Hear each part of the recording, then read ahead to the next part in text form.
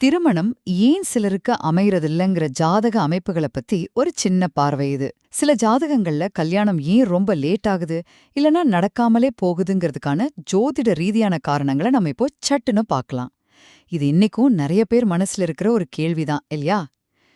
சரி, முதல்ல பாத்தீங்கன்னா ஜாதகத்துல ஒன்னு இல்ல அதுக்கு மேல பல தோஷங்கள் ஒன்னா சேரும்போது கல்யாணம் தள்ளி போகவோ இல்ல மறுக்கப்படவோ வாய்ப்பு இருக்கு.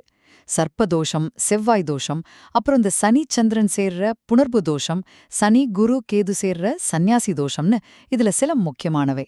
அது மட்டும் இல்ல, ராகு கேது சனி செவ்வாய் மாதிரி பாவகிரகங்கள் நம்ம மனச குறிக்கிற சந்திரனோட சேரும்போதும் திருமண வாழ்க்கையில சிக்கல் வரலாம்.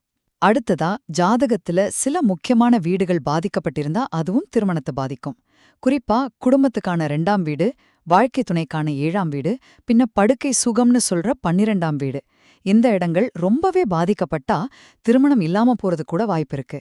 உதாரணத்துக்கு, மேஷ லக்னமா இருந்து 2க்கும் 7க்கும் உரிய சுக்கிரன் 6ஆம் வீட்ல நீச்சமாகி ராகுவோட சேர்றது, கூடவே 12ஆம் வீட்ல சனியும் கேதுவும் இருக்கிறது, இதெல்லாம் திருமண தடைய வலுவா காட்டும். கடைசியா ஒரு ஆச்சரியமான விஷயம் கேளுங்க.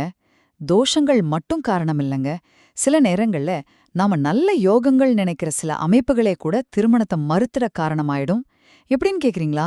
பௌர்ணமி யோகம், சிவராஜ யோகம் மாதிரி சில யோகங்கள், இல்லனா லக்னத்திலேயே சனி உச்சமா கேதுவோட இருக்கிறது, இந்த மாதிரி அமைப்புகள் இருக்கும்போது அவங்களுக்கு சமூக சேவை மேலேயோ இல்ல வேற விஷயங்கள் மேலேயோ நாட்டம் அதிகமாகி அவங்களாவே திருமணத்தை மறுக்கிற ஒரு சூழல் அமைஞ்சிரும். ஆக மொத்தத்துல ஒருத்தரோட ஜாதகத்துல இருக்கிற தோஷங்கள், முக்கியமான வீடுகளோட பாதிப்புகள், ஏன் சில விசேஷமான யோகங்கள்னு பல காரணங்களால திருமணம் தாமதமாகலாம், மறுக்கப்படலாம், இல்லனா அவங்களே அதை தவிர்க்கிற முடிவை எடுக்கலாம்.